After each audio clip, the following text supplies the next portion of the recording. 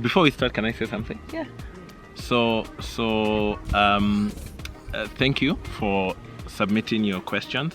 Like, it really helps me. What I do is I help companies figure out the strategies of, what they need to do to be more relevant to the market. So when you ask these questions, yes, I'm giving, but you're also giving me, and thank you for giving me your best, because you're helping me navigate and shape how I help companies become better. So Absolutely. So thank you, Jabs. Well done. Welcome. All right. Hi, I'm Kitt. This is Martin. Hi guys. Today we're talking about business. Martin is one of the most brilliant business minds around. Jabs. Doesn't matter where you are. He's the brilliantest business mind there. Okay, where you are. That's not the truth. That's not the truth. So it is what it is. So today we're answering your business questions with Martin. And I asked on Instagram for people to send in their questions, and they did. That's such a good idea, babe. So now I'm going to ask you the questions and we'll go from there. Okay. Don't forget to like and subscribe. Let's get into the video. Let's get into it.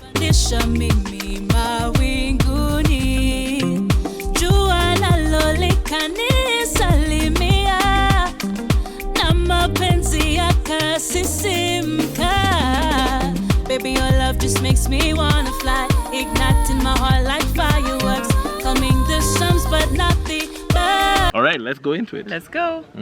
Okay. Aye, all those questions. Just relax. Yeesh. I have savings close to $500,000. Please suggest a low risk investment for me. Low risk? This is not a business question, but I'll just shoot from. So I think a money market. Okay. A money market fund would be good. It's about 9-10% A year. A year. Yeah. Okay. That's my answer. What business do you do? What business do I do? Yeah. So I'm involved in the main business I do is through being interactive. We help companies on their transformation opportunities. So helping them figure out the strategy, the product, and the communication that keeps them relevant in the changing market space.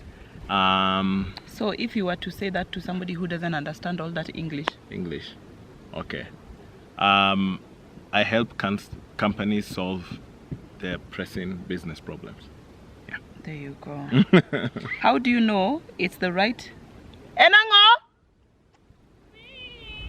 Get into the water. Kendi, don't swat at bees. Don't swat at bees. Yeah, just stay still. How do you know it's the right time to start hiring in a small business? That question is difficult to answer.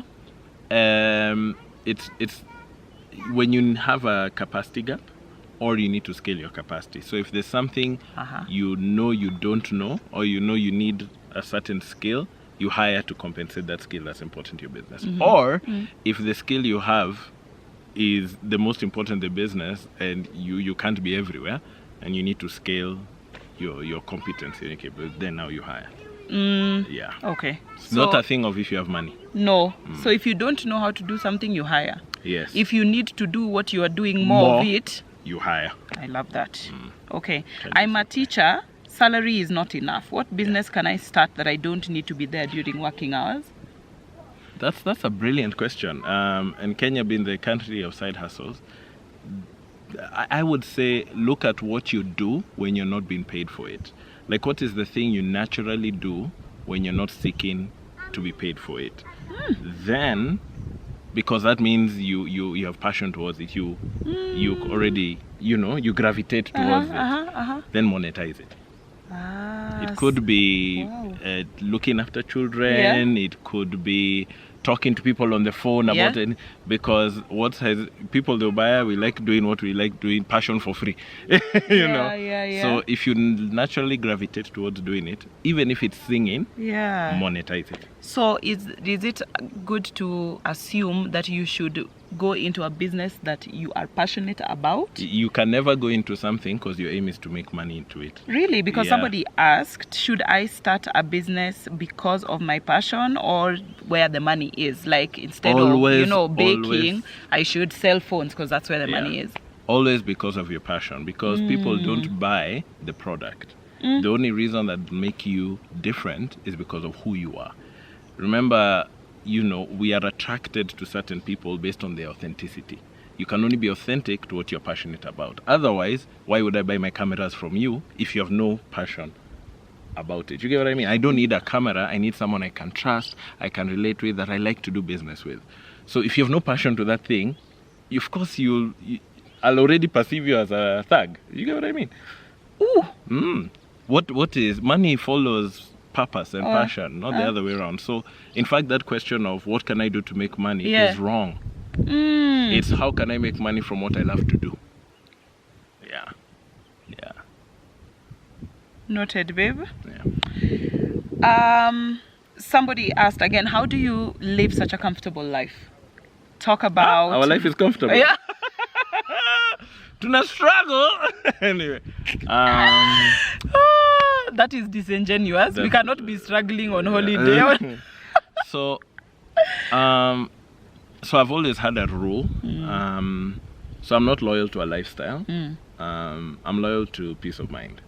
So from when I started earning, when I remember it was about 30,000, my first income when I came back.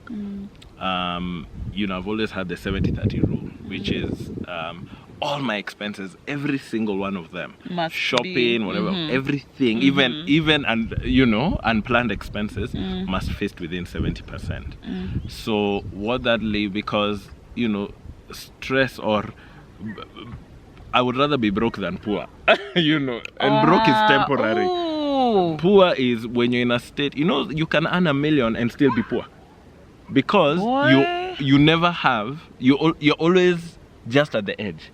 But if you earn 50,000 and you're broke, i.e. you can't buy this, but you're okay. You get what I mean? Yeah. You have peace of mind. You have a balance. So for me, I've always... And stress is expensive, you guys. Stress is very expensive. Stress because is very expensive. You take a loan. That loan has an interest. Then you take a loan to cover this loan. There's more interest there. So for me, ideally, living a comfortable life has nothing to do with earning. First, it's about what you save, not what you spend. And then after that, it's what you do with what you save. You invest. Don't be a hoarder. You're holding your money. So put in money market. A friend of yours needs to process an order. Help them here and there. Let your money play. And Martin and I are different. Like nowadays we are kind of getting to be the same in terms of money, but we're still very different.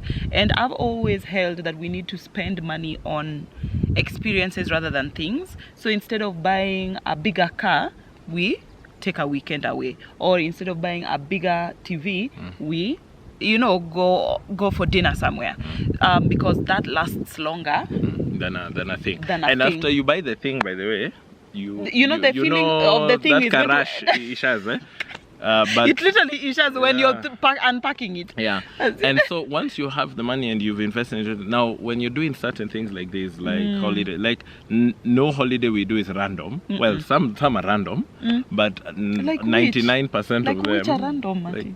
Actually, they're random. They're not random. 99% of them are planned in advance. We take holidays off the peak season. Yeah. We take, we go in end of January. Yeah. May. Why?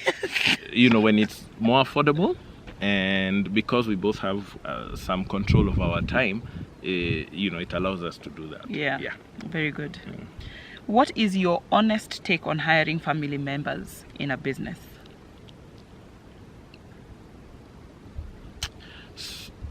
And I like how this person has said honest. Like, don't lie. Yeah. So in the beginning of my career, I was really against it. However, I kind of evolved past that to, it's not about hiring family members, it's about hiring a certain person. Because if you blanket that, you can't hire family members, there's someone in your family that has the skill that you need, delivered, or you need to have, but you won't hire them because they're family. That isn't that another ism? Family-ism. That is an ism. So for me, it is about the person. Yeah. Now, by the way, people will cheat you whether you're your family or not, right?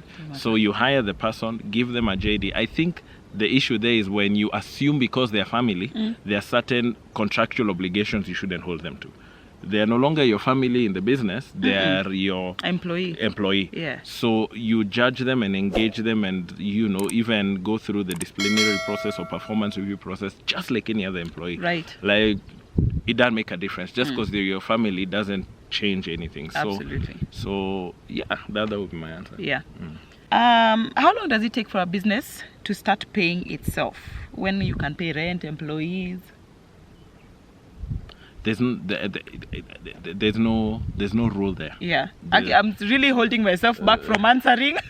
Because I live with this guy, he teaches me every single day. So I'm just like, I know. Go ahead, baby. It's your video. No, it's your video. Okay. It's your video. But I want to see if... There's no time. There's no time limit. You can literally start a business today with 100 employees, depending on what kind of business you're running. And you can be in business for 10 years and never be able to pay rent, never be able to pay employees. Correct. It just depends on the type of business, the capital, how you start, every single thing. It depends on so much.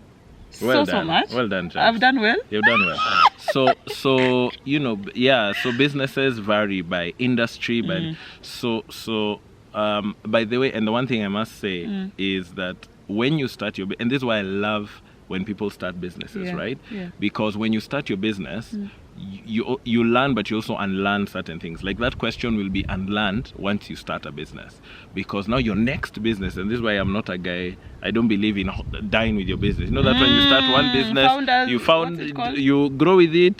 Founders syndrome. You grow with it and you die with it, because your next business will be way better than your first business because of what you've unlearned in your first business.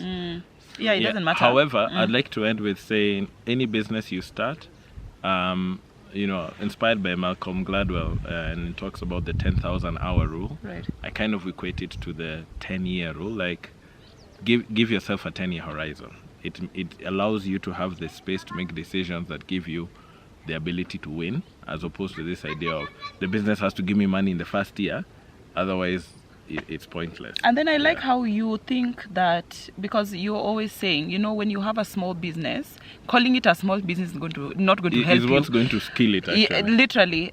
You need to have a big business mentality in your small business. Yes. So in 10 years, where do you see your sock selling business? Correct. Or your yogurt making then business? You make in 10 decisions years for that. And you focus on that. Because when you're focusing far away, you're able to do well in the middle.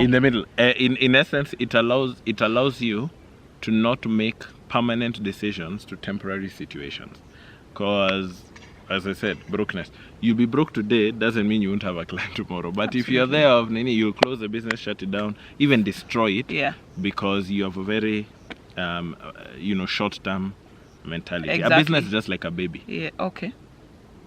You look at you have a vision of where you want your children to be when they grow and whatever, right? Okay. Now you make those decisions now. But don't be in love with your business the way you're in love with a baby. No. Okay. Then another thing that you say is fail quickly. Yeah. Fail quickly. Fail fast and early. Fail fast and early. Yes. So that you fail forward, because this one of you're so careful. Yes. You will fail so big later instead of failing small here and fixing. You're not loyal to the means, you're loyal to the end. So if you want to get to Mombasa and you came with a bicycle and the bicycle, the puncher, do you say, no more Mombasa? No more Mombasa. No, you're now like, okay, I need to get shuttle, a car. Yeah. Shuttle. You get shuttle. You get on a train. And it will be tedious to go back all the way, get onto the train. Fix fix the puncture, wait for the make to come here, fix the puncture. Get on a bus, please. Get on a bus, go back. So, just exactly. Give yourself the opportunity to reach Mombasa. I like that. Okay. I'm not good at ideas. But I have small cash to start and I'm an executor. What do I do? Partner. The thing that African, by the way, Kenyan, and I found this as a problem in Kenyan business. Okay. Well, not Kenyan, really African. I don't know whether it stems from colonialism or. I'm the big man. It's me. We've been taught to be the end all and be all. Wewe ndio mkuu, chairman, mkubwa. in the company, you're this end all and be all. Whereas, we need to learn the science of collaboration because it's not a nice thing. It's not just psychologically nice. There's actually a science of collaboration because if you think about it, a business is a consequence of effort and time. If I collaborate with you, yes, I've duplicated my effort. Whoa. I've also doubled my time. You and I have 48 hours in a day, not 24 hours. Now, there's only someone who has collaborated versus you who's trying to be the end all and be all. Because you're scared of collaboration. I don't understand it. So what I'd say is... Don't be afraid. Yeah, don't be afraid. So congratulations on knowing what you're good at. Now... And congratulations on knowing what you're not good at. Yes. Because it takes a very big emotional and those intelligence. Two work so well together. Yes. The creator, the visionary, yes, and the executor. And the executor. One cannot work without the other. So find someone and then partner well. Have a strong shareholders agreement.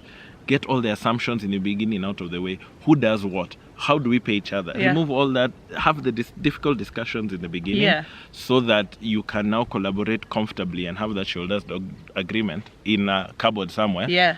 But you've already covered, how... And let this person come with their good ideas. And just prosper. Yeah. So collaborate. Yo. How can you minimize on taxes when running business? Not evading, lol. Yeah.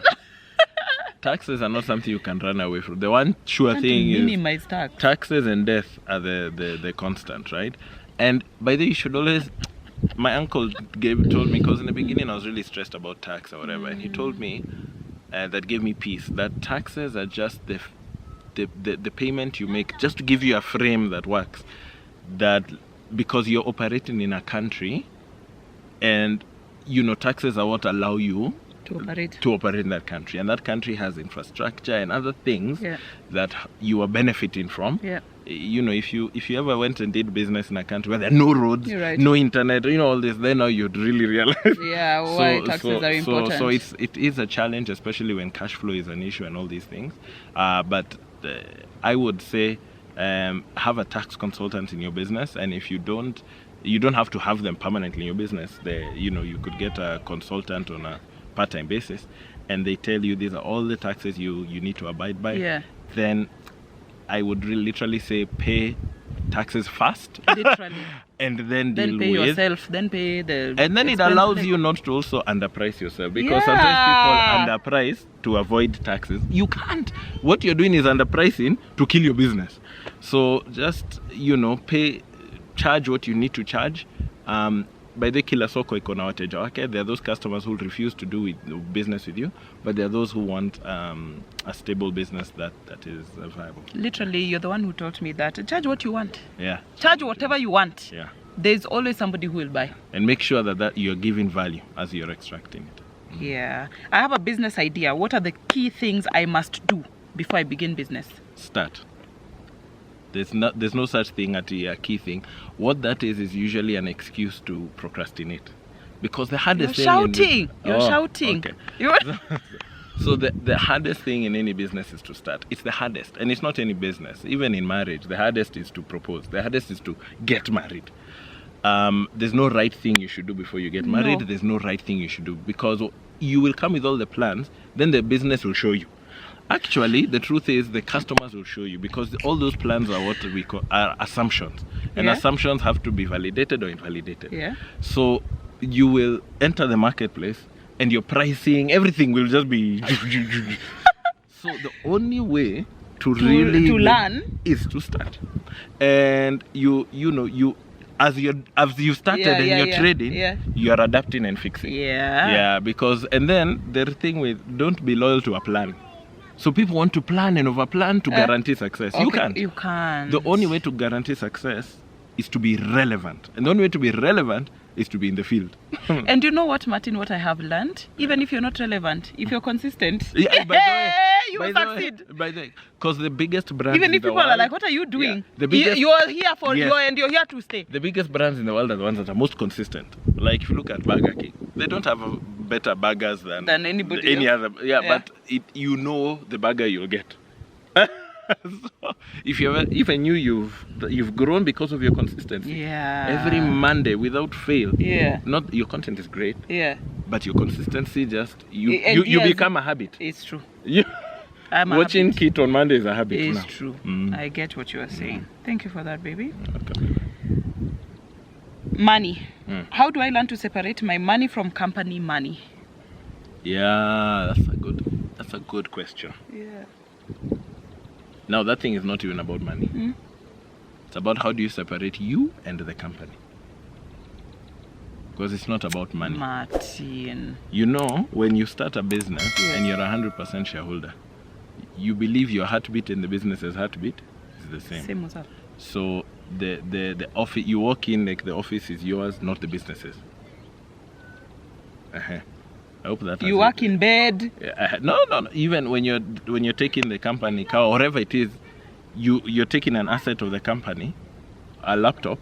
You're not going through the proper procurement. You're like, it's my laptop. It's mine. It's kampuni ni yangu. So that thing is not really about money. It is about how you separate you from the business. Now the thing to realize. Okay, how do you do that? How do you separate yourself from I'm the getting there, baby girl. So the thing to do there is remember you wear 3 hats in any business, right? So there's that as of a shareholder. Now that CR12, your shares. What is CR12? CR12 is the document you get when you register that denotes who the directors are and how much shareholding they have, right? Mm-hmm. That document is your, when you get your share certificate, that's your title deed. You are an investor. Mm-hmm. The same way you can invest in Safaricom shares, in other shares, you are an investor. Mm. What an investor gets from the investment is dividends, in the growth of the equity of the company, etc. Mm-hmm. You are not an employee. Mm-hmm. You're an investor. Mm-hmm. You separate that hat. Okay. Then there's the hat of being a board member. Yes. Here you wear, and by the way, when you start a company, you have all 3 hats. This is what will help you You're the one who separate. wears them. Yes. Yeah. You're an investor, so you have to make sure this 100,000 I put in, it is growing. The point of the end of the year, it is now 200,000. Yeah. That's you as an investor. Mm-hmm. You as a board member, you're thinking strategically about the business and working outside the business, not inside the business.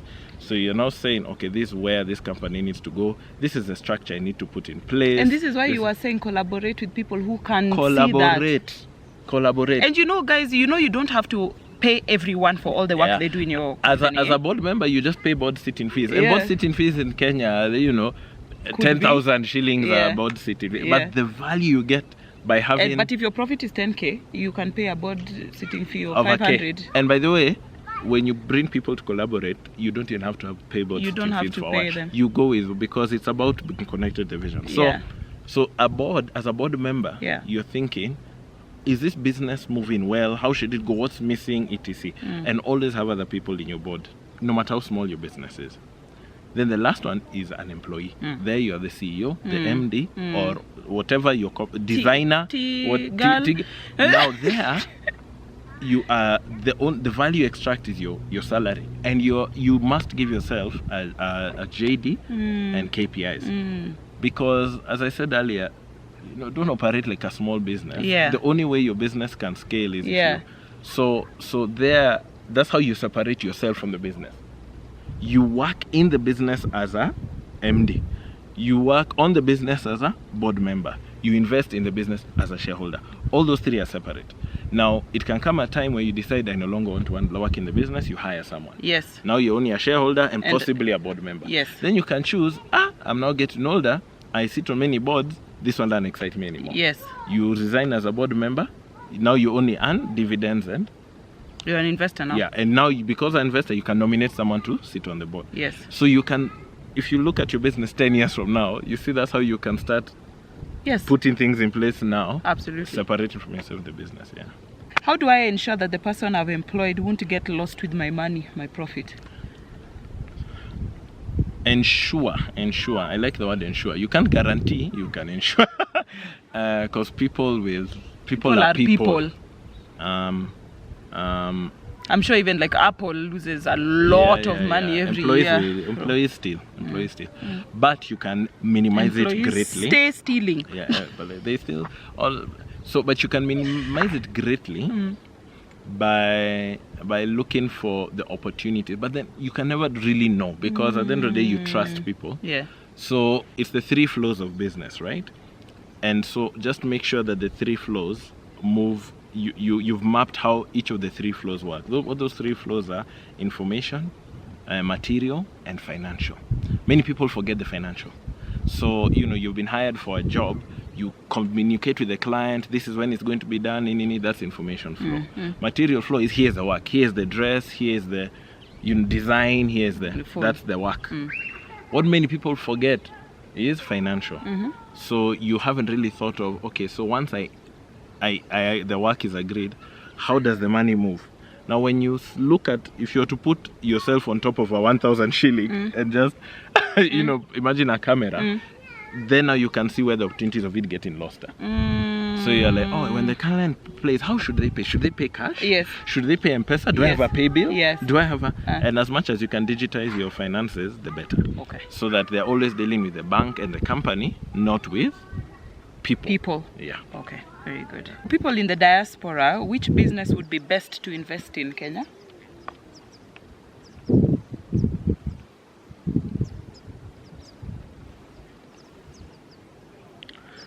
Is that question about which cash generating hustle someone can do, or are they saying which business out there can I buy shares in? And I can maybe take, so if from someone who's away, Yeah. the only way you can invest is in people. Yeah. So because But you can also buy shares here. Bus. So if you're away in diaspora and you want to invest in Kenya or have something in Kenya, there's reputable companies. So for me, it's not about the idea, it's about the repute of the company. You're buying trust because you're not here. You have to buy trust. Now, that is in a business. Now, if it is, you're thinking, what can I do to make money? And you're not here. To me, it's not about what you can do, it's who can you invest in. Who can you invest in? Yeah, because at the end of the day, doing anything from distance is about profit. It's about trust. And if you trust the company or you trust the person, what you can then do after, to me, is based on the company's or the person's competency. Yeah. So if I was in diaspora, I would look at, I really trust Kitt. Yeah. I don't care what Kitt does. No. It's that I trust Kitt. Absolutely. So whatever Kitt is good at, I'll back her. Or X company is listed, they're on the stock exchange, they have good governance, I get the annual reports, KCB for example. You invest there. Very good. How do you cushion your business from losses? That's a very good question. So it's planning for profit. How I like to do it in the businesses I'm involved in is I look at everything as a measurement. Like the way clothes you wear, waist 34 and whatever. So to know what fits you, you have your dimensions. Yeah. Every business has its dimensions as well. Okay. Based on the industry. So what that allows you to do is flex and contract your business based on the input. So what I mean there is if you make, let's say, 50% gross profit. Gross profit is you've billed 100,000. Yes. 50% is what you keep. Now that's the business's money. Now out of that 50%, you break it down that my staff costs must be X% of this money I made, not X% of the amount of total. X% of my money. So it is, let's say my salaries should be 50% of my. I was today years old. Yeah. When I learned, hey, yo! Because now you're trading with other people's money. That's not your money, right? So, and you have to factor all your expenses or whatever. So what you keep is, let's say 50,000, 50% of 100. Okay. Now, if your salaries, you say should be about 50%, then you cut your salaries to 50,000. To 25. To 25, sorry, very good. To 25,000, which is 50% of the 50,000. Yeah. Then you look at your other expenses, fuel, stationery, etc. Make it maybe about 20%.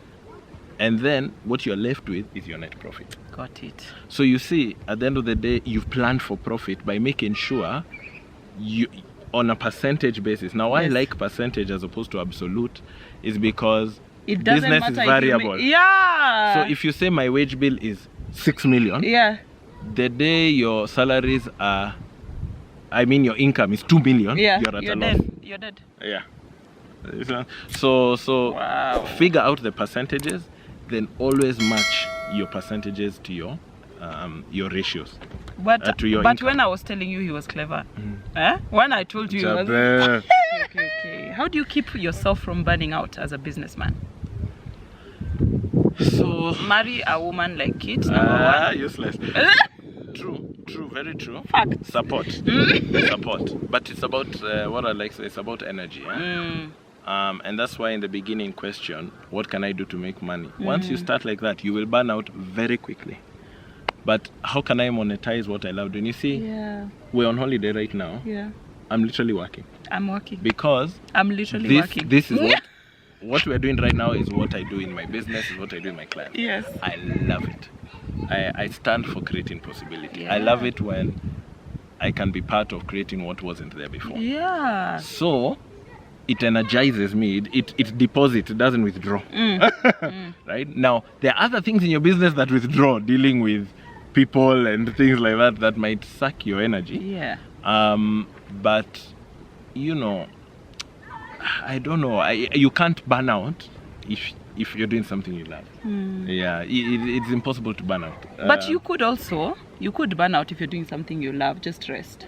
Yeah, I would yes, say yes. rest. If that's not burning out, that's you're tired. Yeah. Oh yeah. That's when Okay. you know, okay. burning out to me is You ready to give up? Yes. Yeah, ready to give up. So that one you're just tired. Yeah. And the best rest is change. Even if you're doing the same thing, do it in a different space. Environment, exactly, or do something else. Do something else. Like that's why I'm involved in many things. A change is as good as a rest. So I don't stop working. I just go work on something different. Yeah. It energizes you. Absolutely. That's why sometimes, like when I'm sitting somewhere editing and I'm like, this video is killing me, I go organize my closet. But I'm still working. You're still working. But you're doing something that energizes I'm doing you. something Yeah, else. so you're yeah. constantly productive. Okay. Yeah. What's your take on importing and selling without a physical shop? What's the best way to sell? Very online? good. Very good. Now now you're talking my language. So I'm a proponent of the digital world. Yeah. I really love the idea of changing value chains. And why I love the digital world is it just makes everything more efficient. And it is worldwide. It's everywhere. It's a worldwide thing. Yeah. So because an example of, there are very many business cases around importing and selling. You know, there's something called drop shipping that's done globally, where you buy the manufacturer gives you links to their products. You create a website, so when someone orders, they're not ordering something you have in their warehouse. No. Then the manufacturer produces it and sells it to you. It's like Uber for clothes. But so you never really have stock, you never have capacity issues. You can sell 1 million, you can sell 10. It doesn't affect you. But what I would like to answer that in the essence that it's not about importing or selling online. It's about being more valuable to the customer. If that means importing and selling online, so be it. You like changing people's questions? Yeah. Because I go a bit deeper. Because the loyalty is not to the method or the platform. The loyalty is to the value. Because that's why it's called a value chain. That's why business is about value chains. It's about transference of value. So if you're not valuable, whether you're online or offline is irrelevant. If your prices are too high, whether they're online or they're offline in a store, nobody cares. So think of how can I be more valuable? Then think of, okay, how can I then use the platforms to express that value? Yeah. How do I price a product? It's a so there's 3 ways. There's input, output, and outcome that is usually used in the service industry. Input is based on this is what it has cost me.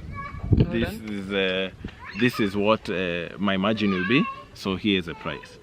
Output is usually it's based on the time. Now here is It will take me it will this take long. me this long, nini. So I guesstimate that I'll charge this. Uh-huh. Outcome is, if I give you this product, you will get this, so give me a percentage of what you get. Now, Okay. Uh-huh. yeah, so, but to be fair and honest, majority of pricing is based on your customer's willingness to pay. Yo, Yeah. So, this is my product. yeah. My customer base is willing to pay this much for this product. That's why you must know your customer so well. As in, you have to be so. That's why I said be valuable to someone. Be valuable to. My customer is willing to pay 20 shillings Yes. for this much mtura. Bas. How do I make it 20 shillings? How do I make this mtura 20 shillings and it will be beneficial, profitable to me? Not about it has cost me 100 shillings to make the mtura, so I'll sell at 150. No, who are you selling to? Bas. Your customer base. Yeah.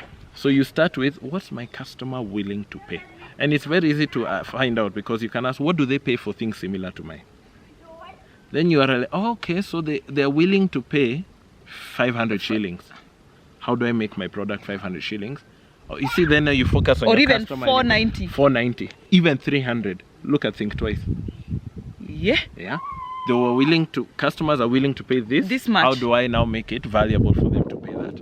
Let me give them a nice place to buy the clothes. Yeah. Willingness to pay.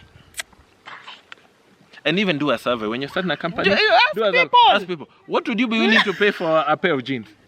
Oh, I'd be willing to pay. Me, I usually buy jeans for 500. 500. Me, I buy jeans for 5,000. But if they're really good, I'll probably pay 1.5. So you've known where you will play for that customer. Pro box or double cabin? Double cabin. Well, what business?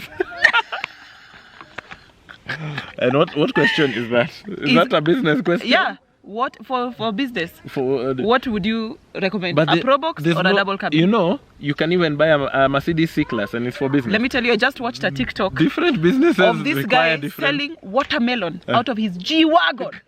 G-Wagon! Yeah. And people were like, hey, G-Wagon. Excuse me, is the person making money off of watermelons enough to buy a G-Wagon? As I said before, it is about what is the vision you have for your business. What is the value you want to give to your customer? Everything else is just a means to that. But your first thing was double cab. Yeah, because I'm Kikuyu. You know, I died. Dead on arrival. Yeah. It's my genes that spoke. Okay. What business mistakes have you learned? Oh, wow. Many. Give us 2 big ones. The biggest one is the sense of responsibility, especially if you're the owner, founder, CEO of the business. If you're in a leadership position, you're responsible for the business, irrespective of who you've hired, who you're partnering with, who you're working with. The buck stops with you. The buck stops with you. So, you know, there are many people give excuses. I was because the business failed because this happened because my employees destroyed me. No. You take responsibility and make the decisions that matter to give you the result you want. So that's my big. So the second learning, like in my early days in business, you know, I was pouring my everything into it and wondering why I'm not getting certain results, right? So, you know, I'm doing everything. I'm doing so much. But then I realized that I'm doing everything, but I'm doing more of the same thing. You know, if you look at a letter, if its letter is X, italic X, underlined X, bold X, it's still X. You can't write a poem with one letter. You know. So me, what I'm giving is really the best X ever. But it's still X, boss. However, what my business needs is a sentence. And so the power of collaboration has blown my mind in its ability to really transform what a business is capable of. Yeah. By you tapping into what you don't know. So my biggest lesson is collaborate, but when you collaborate properly. Not do this thing of I feel you're a nice guy, let's work together. Or collaborate with a friend. With a friend or whatever. You can collaborate even with a stranger that you see online or whatever. Yeah, you can collaborate with anyone. Yeah. It's how you collaborate. So go through the proper process, get a lawyer on board, put together a strong shareholders agreement. By the way, it won't mean you won't fight. It won't mean things won't go wrong. All it would mean, though, is by the time they're going wrong, your business is in a better place. And where it can actually deal with those shocks. And you have structure. And you have structure to deal with the problems. Absolutely. Right? Okay. Are good looks part of the requirements for successful businessmen? No, the answer is no. However, It helps. However, I can answer this. Attraction is important. It helps. People do business people like to do business with people they're attracted to. People like people they're attracted to. Yeah. However, attraction is not sexual. Right? Yeah. I'm not talking about sexual attraction. No. The biggest form of attraction is authenticity. People who know their why they're so driven to a certain business or to a certain value they want to create. Yeah. Once you're so articulate with yourself, like you're really self-aware and you're able to express that authentically to people, they become attracted to you. That's why I'm attracted to you. No, you're attracted for different reasons. So just be self-aware, be authentic, and you'll be attractive in the right sense of the word. I don't know why it was over-sexualized, this word attraction. It's just attraction. That dilemma between saving your profits or reinvesting the profit. It's at the stage, I love that question. I just love that person is thinking quite ahead. Huh? You notice Martin loves all the questions. He really loves talking about business. Or about possibility. Yeah, it's whether true. It's about business, It's counseling, true. whatever it is. Yeah. Anyway, so that there's no right answer. There's no wrong answer. Yeah. It's about the stage you are in your journey, in your business. So you might be so tired about this business. It's run for 20 years or whatever. And you're like, now you want to reap so you can focus on retirement. Do you, boss? You get paid that money and you're like, or you might be in your growth part where, you're really excited about a new, technology, you want to invest in a business or whatever it is, you reinvest. So it's down to your strategic plan for your business and your vision for your business. There's no wrong answer. Yeah. Extract, fine. Not extract, also fine. Invest, but there's no right or wrong. It's based on your plan. Yeah. Okay, how do you balance running several successful businesses? So that's a question, someone who has several successful businesses. I guess. So like personally, I'm involved in quite a number, but how you do it again is down to collaboration. Then don't do everything yourself. Because and then remember, if you know what value you are to anything that you are interested in, you give that value, and then you're right. So first collaborate. And by the way, if you hire people or you invest in a business where there's people running, don't now be the person who comes and says everything has to be done your way. How will you learn? Don't get in the way of your own success. Many times we are in our own way. And we don't know. So you've started a business, then you've hired someone, then now your work is to tell them how to do everything. Why did you hire someone to hire yourself back? So when and it's a founder syndrome, it's a lot of insecurity, a lot of it has to do with pride. Your way is the best you way. think your way is the best way. You said it very well. So I think the way to be part of many things that are successful, to know the value that you give to any business and give your best value, and allow others to give theirs. Yes. Yeah. Okay. Contribute, last question. don't dominate.